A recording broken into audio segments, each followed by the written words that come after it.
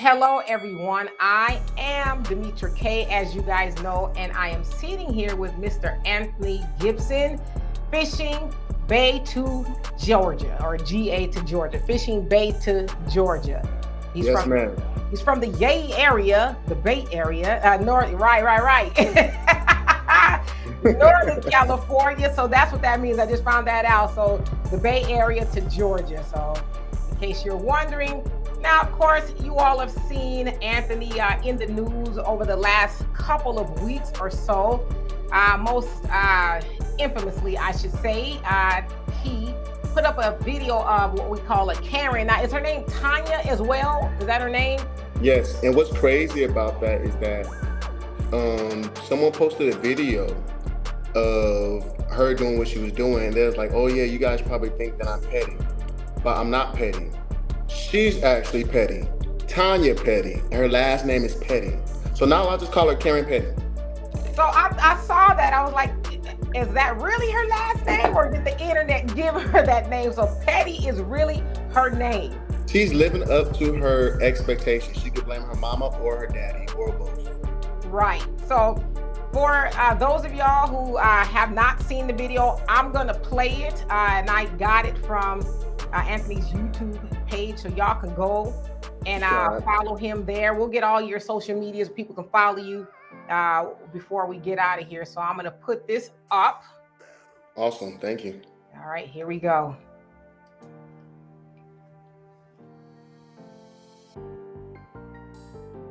Hello.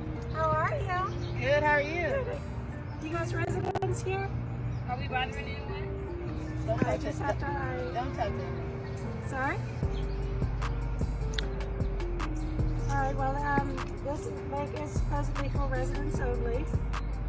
So, thank you for filming. I'm not giving you permission to film, so. She's not. Take a picture of your license plates and forward it on. Hey, so y'all hear what I go through, right? This the third person. I'm in my own neighborhood, and a white person came and bothered me while I'm fishing. Another white person came and bothered me while I'm fishing. This is the third time. She's like, oh no, I'm not giving you permission to film. This is my phone. I can film and do whatever I want. I study the law. I study the law. Thank you. I'm sorry. Hey, well, don't leave now. Do you want to say, hey, do you live here? Where you live? Where's your address? Where do you live?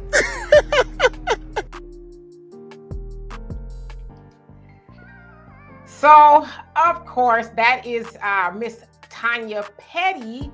Now, that made the news, I guess, because she got fired. Her job was at Sea Glass Therapy, which is a mental health facility. It sounds like she's a mental health therapist or something like that. They got wind of it, and she lost her job. So let me get some history of what's going on where you live. From what I understand, it is called, and I thought that was kind of funny, Springwater Plantation. Is that right? It's called Springwater Plantation, and apparently we have some petty people here. So what's the history there? I mean, like, how long have you lived there? I've been living here for 2 years. We like to call this place our family compound. I'm originally from the hood of the Bay Area, Vallejo, Lowfish, north side of the V. And we had a plan for about 10 years of everybody from California and our family from Georgia. We should all meet up and move in something we're going to call the family compound. So this has been a plan because a lot of, let's say, Indian, even some African and different culture of people rather than, let's say, Black Americans live with each other for a long time until they're able to feel comfortable leaving. An example of that is my friend Fahad, shout out to him. He's a millionaire. And while he was a millionaire, he literally lived in his house with his mother, his father, his brother, his sister, and his wife, and some other kids. While he was a millionaire, he just recently moved out. And I remember when we were younger, I would tell him, like, why are you living with your parents? I don't live with my parents anymore. I left when I was 18. I'm all proud and stuff. And he's like, that's a mistake. That's a mistake a lot of people, that's in your situation make. All that money's gonna go towards the apartment and a house, and you're not gonna be owning anything. And I didn't listen to him. And so finally, I got a little older, went to college, graduated, CSU alumni, got a bachelor's. And we were like, you know what, let's come up with the family compound. And one of the things they knew that I was gonna that we are gonna have to have for me to agree with this is a lake, because I'm a fisherman. So we have to have a lake I can fish at, or a pond in the backyard, or something. Right. So in our community, or in everywhere, I guess, we call it group economics, where we all live together, pool our resources, and then one by one, we might move and get a house, and then we get another house, watch, rinse, repeat. So I totally understand that concept, especially coming from California, where everything is expensive. So, people got to live together. Right. Like, we like, okay, let's move to a place that have a lake, but also a place that's a good price. Now, I want to put emphasis on this because some of the people in the comment section and some trollers are like, why would you move in a place that's called Plantation? Like, did I just tell you where I'm from? I'm from the Bay Area. It's not like I have a big choice of places I could live. So I'm going to try to find a good price place. I'm going to try to find a place where I feel like I'm not going to have a drive-by up on my head like I used to have when I was younger. And so that's why I moved here. Of course, the name Plantation is like, oh my, that sucks. But it's 1,000 people that lives in this neighborhood, 200 development housing over here. And so I couldn't go to everyone's house and like, let me shake your hand. Are you racist? Are you racist? Are you racist? Are you prejudiced? I don't know what's going on. I don't know it look like a nice neighborhood until I literally start fishing the first time. And I was like, what's going on? So, but I've watched a lot of your other videos, and there are other Black people who live there. So it's not like you were the only Black person or the first Black person to move in. Other people have been there as well. So, and I've also seen a couple of other Black people say, hey, yeah, that's just kind of how they get down. Mm-hmm. Now, but before you moved there, had you heard anything about it, or you just kind of, thought everything was good? I thought everything was good. And plus, when I was in California, I never ever been harassed fishing. Never in my life, not one time. And so I didn't even know that was a thing until I moved out here to this place. And I start talking to some of the other Black people. They're looking at me like, they even commenting and messaging like, dude, you like my hero? I'm like, hero, what are you talking about? This has been happening to me for 7 years, 10 years, 15 years. Are you serious? There's an older man who's in the military, who was in the military, and he's a retired vet. Thank you for your service, sir. Black man, and he used to come by and watch me fish all the time. And he didn't even know if I lived there or not. But it didn't bother him. He'll just come out there, hey, what'd you catch? Oh, you catch a night cat? Oh man, this is what I catch. Okay, nice. He's a retired vet. He got time on his hand. He come out there, hey, this one I knew was a problem. If any of these white people around here bother you, you just tell them you with me. We didn't even know each other. He's just being helpful. You tell him with me. My name is such and such. I don't want to say it on air, but you tell them with you and me, because they'll bother me all the time. They wonder where I get my money from, why I drive a nice car. Are you serious? They ask you that? Yeah, they ask me all the time. Why I drive this and why I drive that. And one incident, I'm gonna just go ahead and mention this real quick. He asked a lady who had a dog that was, using the bathroom on his yard, and he said, hey, can you stop your dog from doing that? I'm tired of cleaning it up. And she carried out on him. And he's like, whatever, just went back in the house. Next day, I'm not gonna say it was her, but he found a bag of feces in front of his door. She probably went and told somebody, and it was like, oh yeah, we'll show them. Right. Him right over there around yonder. You right. Come on, bub. Wow. And the other thing too, you mentioned, and I relate to that from being from, Southern California. I don't want to say there's not racism in California, because we know it is. It's just not as overt as it is in the South. In the South, they're like, well, what are you doing around here? California, they might kind of, so what brings you to the neighborhood, but we're not, I don't, and no disrespect to anybody in the South, we're more or less like, what's going on here? Now, what you're not going to do is tell me where I can and cannot go in California, right? But out here, and again, no shade to anybody here, I just think they kind of maybe are used to it, and they think maybe it's normal when we just want to we don't want to rock the boat and all of that. So do you think that was kind of the thing with the older gentleman that's been there for 7 years? Let me tell you the reason why they do this. And the difference from this in California. In California, we have a gun law. You can't walk around with a gun. You can't walk around with a holster, a gun in your holster. You can't do any of that stuff, right? And so every time I seen a gun when I was younger, I associated with death, because every time I seen someone with a gun, they were trying to shoot somebody. Out here, you can carry a gun in your holster, everything. So everybody here is legal. It's legal playing field. In California, you have to use these. You have to use these. If you talk to somebody you don't know, you talk to a stranger, and you say something disrespectful, you might get some of these. No one's gonna die, but you might get some of these. Out here, someone could easily die because everybody could carry if you license. And you can have a gun in your house pretty much if you don't have a license. So they're more bold and feel more comfortable to come up to a young black man. I'm not gonna say I look like a softie. I look intimidating maybe a little bit, but they don't care about that. They strapped up, they got their stuff, and they're used to this, like you said. And plus, California has never been a slave state. Never. We didn't practice slavery, but in Georgia, there was a Confederate state, they are a red state, and they wanted to keep the institution of slavery. And some people are like, well, we didn't really want to keep slavery. We want to keep, our rights to property or whatever, blah, blah, blah. And I'm like, property of what? Property of slaves. Don't use that dumb excuse anymore. Ever again, cut it out. I like to study history, so I had to do my research. So a lot of people are more bold out here and just feel like they say what they want to say. And for the people that think it is not a racial thing, it's just an all fisherman thing, it's definitely not. Go ahead. No, go ahead. My best friend is white. His name is Catfish. Shout out to Catfish. I named him that because we both like to fish. We both got along, different walks of life. I'm from the hood, the Bay Area, Moore City. He from straight country, got a tattoo of a half moon on his side, wear overalls with no shirt on, a little straw in his mouth, walk around like this, tough guy for out here, right? So I got him on my right side. There's two other white guys I don't know that's fishing on my left side.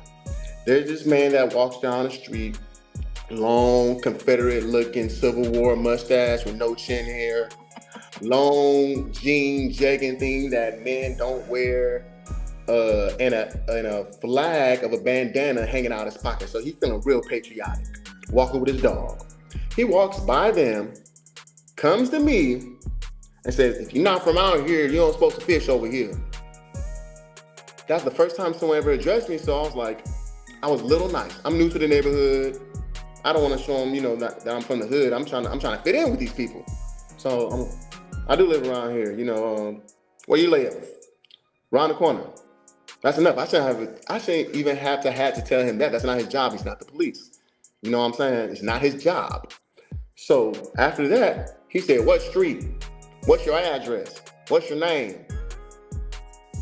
What in the world? So by the time, before I could respond to all of it, my friend jumps in and my white friend jumps in and say, hey man, stop talking to him like that. You over here racially discriminating him. You didn't talk to anybody else. Matter of fact, he lives here and he the one invited me. Stop treating him like that. This is my best friend. Had this whole conversation and he still left and called the police. So when he left and called the police, the two white guys next to me came and said, hey man, we've been fishing over here for 7 years, and guess what? We don't even live here, and we never been bothered. I was like, yeah, okay, that don't surprise me. It might surprise you, but it don't surprise me. Then they say, hey, so if the police come, just say you with us. We're gonna go around the corner and find somebody's address and just say that you with us, okay? I was like, okay. So that was real cool and nice of them, right? But still, the undertone of all that is that even they didn't believe that I lived there, to be absolutely honest. Well, let me ask you this about the neighborhood. It sounds like it's a pretty nice neighborhood. So, is it in a gated community? What is it to where you would be out of pocket there, where you have a copious amount of white people coming up to you to give you the HOA bylaws and asking you if you live? What's special about that neighborhood? It's like a gated community, but not a gated community. All the houses in this community are, compared to California, it's not a lot of money, but compared to other places around here, it is. It's like houses 400 to 700,000, a little higher. And so everybody, if you live around here, you gotta have a nice little change in your pocket, basically. Unless you, like me, living in my family compound, you know what I'm saying? We pay for the house, but now we got a couple of retired people. We got a couple of people like me. I'm a starving actor. Last time I made money was 3 weeks ago, $88 off a background gig. and I spent all of that because I didn't have a car for a half a year. I was in a car wreck, and that Uber from Noonan to all the way to Atlanta was over $100. And so, just because you go over here and you have a whole bunch of people don't mean that you have a lot of money, but most people do. And so they feel very privileged. Obviously they do, because she drove past us and literally backed her car up. If you look in the video, you'll see how privileged she feels. She backed her car up. I didn't get that on camera. What I got on camera is where she parked her car in the middle of the street. Like, ain't nobody gonna say nothing to me. Now, I know that your cars are parked over here, out the way, by the way. They out the way. I'm gonna park my car in the middle of the street. So you see a car coming by and they go around her car. That's how good she feel about, this is my neighborhood. Whatever I do, whatever I say goes. So then she walks 100 to 200 feet to us, and then that's when she proceeds to ask us, do you live here? Well, I'm gonna take down your license plate and I'm gonna send it to the proper authorities. Have a good day. And what I didn't get on camera, which is why I have a GoFundMe now, for a GoPro, a boat, and some merchandise for awareness. Now, I'm aware of all of the merchandise, so people can know, hey, don't bother me, because fishing for me is peaceful. It's very peaceful, it's nostalgic. That's a whole nother thing. And I guess I'll talk about that later if you want me to, but there's some history when it comes to me and fishing. So what I didn't get on camera is that she came back twice after that. Twice. One time like a thug, like she was Ice Cube or something in LBC.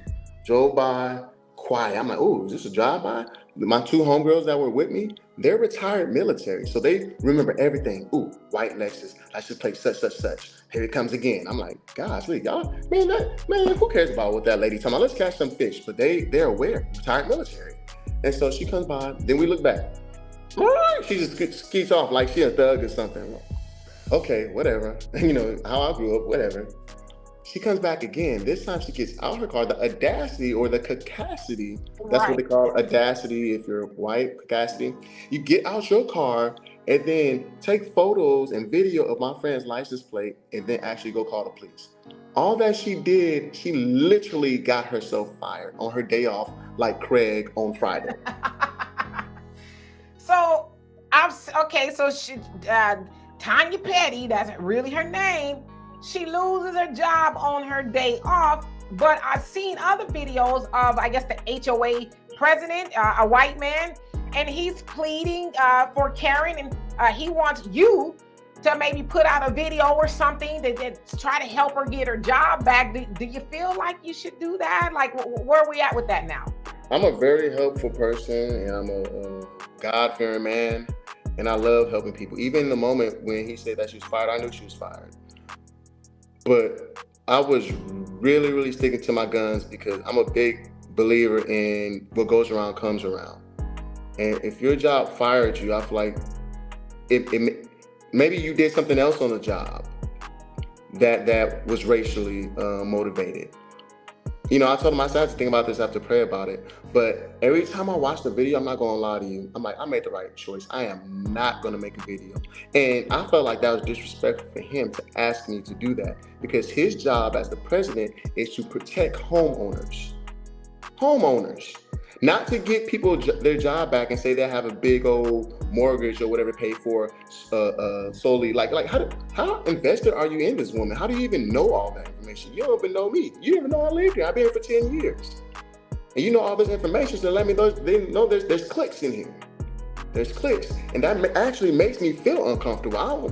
I personally don't want to live here anymore. I'm being dead serious. But it's not like I have the money just to move out and go move somewhere else. But I don't know these people like that. I know back home in the hood, in the Bay, if you mess with somebody in our clique, man, it's probably gonna be some retaliation stuff.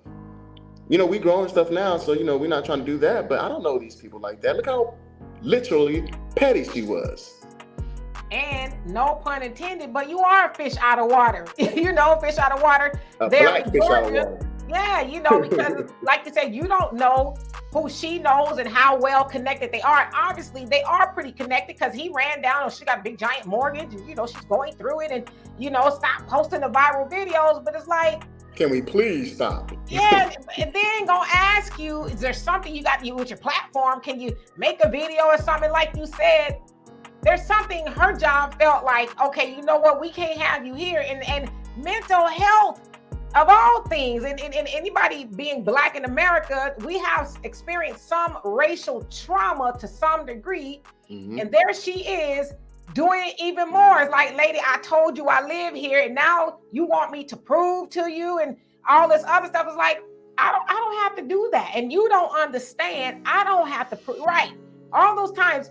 And then how many times have the police been called on you and actually came and had a conversation to ask for your ID? Every time they said, I'm gonna call the police came. So and ask for your ID. Yes. Asked for my ID. Matter of fact, one time he took my ID and just went in his vehicle while the and there was 2 police cars one time. And they were just sitting there. It was around night because I kind of figured if I go fishing at night, then I won't get bothered because no one will see me. Plus, if you look at the video, the one where I had the guy behind me, that's where I was fishing at night at. And if you look at it, I'm about a football field away from houses. Good distance away. So you can't hear us. We're just fishing. Lo and behold, the police came. And when we asked the police, why did you come? You know what the excuse was? They called and said they heard laughter. So they didn't hear no gang violence. They didn't hear no gunshots. They didn't hear no fighting. No one out here smoking and drinking or acting crazy. Nothing illegal. They heard laughter. And you guys actually responded to that? And the police officer looking at me like, this is my job. And I'm just like, I'm gonna smile because I don't want to get shot, tased, or beat with a baton. I'm like, okay, I'm gonna keep my hands out my pocket. I don't got nothing on me, just make a show. So I try to keep my camera on at all times because I don't know these people and they seem like a tight knit. Laughing of all things. I would, like, if I was the 911 dispatcher or, the police or whatever, I'd have said, I'm sorry, laughing? Y'all want us to come out there and there could be somebody's cat caught in a tree or something. I don't know. But y'all want us to come out there because somebody laughing. You know what? Y'all go and maybe have a little drink and go to bed or something. But I'm not coming out there because of people laughing. And that's what he do. That's what he do. Because the guy I'm talking about that did that, I said his name in the video and everything. I forgot what his name is, but I said his name in the video and everything. It's in my archive. So if you want to, you could look at that. And the guy that I was filming, the Islander looking type of guy, the black guy that had the fishing pole. And when he was talking about how the guy came and complained and all this, we were literally talking about the same guy because he described the house. And in the video, he talks about how the guy came and he fell 2 times before he got to him because he was so drunk. So he's in his house, retired probably because he's older, in there getting drunk, looking out the window. I'm not making this up. We literally see him looking out the window like this, like, some people I could bother. Yes. And that's what happens. And that's why we get the police called on us and stuff. And now, every time the police come, they're like, all right, we verified that you live here. You going on and fish. Why you packing your stuff? I don't want to fish anymore. I'm in a mood. Fishing for me is peaceful. I'm a starving actor that I try to work as much as I can. Sometimes I work 12 to 14 freaking hours a day. And when I want to go fishing, because it's my family compound, we plan to have this lake near us. I want a nice, peaceful, calm time because it's nostalgic. I'm thinking about my late uncle who taught me how to fish when I was 8 years old, who passed while he was fishing. God rest his soul. It's nostalgic.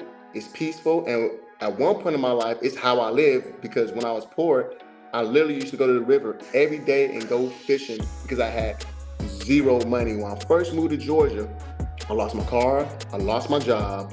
I didn't get no fight. I got jumped. My church folks and my family weren't getting along at that time, and I was very stubborn. I was younger, so I just knew I was right about whatever the issue was. All that happened, so I had no transportation. So for about a good 2 months at least, I had no food stamps, no government assistance, because I don't know where the building was. I just moved out here. I walked every day to the Chattahoochee River with my fishing pole and fished. So this time, it wasn't all like, oh, this is so much fun, it's so much fun. Like with my uncle, this is like, if I don't catch something, I'm not going to eat dinner, lunch, breakfast. So fishing is my life. I could do this thing. We have a zombie apocalypse. I'm telling you right now, I ain't starving. I got this. I catch them, I clean them, and I cook them. So, where are you now? I mean, I know you're there and you want to move and everything, but has things settled down, or are you? And if you guys are watching this, if I'm freezing up a little bit, sometimes during this time of day, the internet is kind of wonky. So, but y'all can still hear me. So are they still harassing you, or are you like, or do you have any intrepidation of going out there to fish? Like, where are we at now? I haven't been out there since. Because I don't know them, and this is a state where, like I said, you could have, I'm not a fool, I'm from the Bay Area. This is a state where you can just legally walk around with guns and stuff, and they all know each other. And my back is facing the street where everybody go down while I'm fishing. It's not like I can see them. I'm the type of person, when I go to a room, I'm the one that sit in the corner and knowing where the exit is because of how I grew up. So I don't even feel comfortable going out there and fishing, to be absolutely honest with you. So I haven't been since, I have been reached out with some of my neighbors, black and white, and some of their stories are crazy. Some of the black ones, and even some of the people have been recording other people fishing in that spot where I was fishing at, and you hear me in the back like, oh, I thought you said we couldn't fish here. Oh, you mean black people can't fish here? Because there'll be like a white family over there fishing still. So it's disturbing. I don't want to go out there unless that whole tight knit of people just move. I don't want to be out there. Well, I will say to you, just keep filming and posting, because whether you know it or not, and I think you do, that actually is your protection. Because it's like, if something happened to me, it was probably them, so that's actually going to protect you. And I hate that you feel like you can't live there anymore due to that. And honestly, it's just being black in America. That could happen to you, unfortunately, anywhere. But like you said, that's your family's compound. Y'all, are there to try to, build and do other things. You're an actor. And by the way, are you striking with everybody else? Are you like, I gotta eat? I'm not trying to strike, but the thing is this. I've been getting a lot of gigs because of the strike. But if they give me something to do, $88 3 weeks ago, heck yeah. I'm not no Denzel Washington or not yet. Not yet. As a matter of fact, if any of them are listening or listen to your show, please hire me. Hey, Bay2GA, please hire your boy Tyler Perry. I'm 30 minutes from your studio, man. Come on. I have worked on Tyler Perry studios, but it's just extra work in the background, like sitting around or talking to somebody. I'm just a blurred image. You won't even notice me like that. But I'm trying to get one of those speaker roles. Come on, somebody gotta get your boy. I'm telling you, I could do this. But I stopped actually teaching. I was teaching for 7 years to go full time in acting. And it's not like something I wanted to do because I never took an acting class before. It's what God steered. He just steered it. Sometimes God, like, this is the way I want you to go. And you're like, I don't want to do that. And he's like, what you say? What you say, boy? Nothing. I'll do it. Because, I know God's voice. So we're on the grind season right now. We definitely on the grind season. I feel you. Well, I will tell you, keep going and you will surely be successful. So I'm going to be watching to see if anything else develops. And if anything else does, please reach out to me. And I'd love to have you on here again so people can understand what's going on with you, and give all your information so they can find you. I pretty much found you everywhere with Fishing Bay2GA. That's your YouTube, your Instagram. What else you got?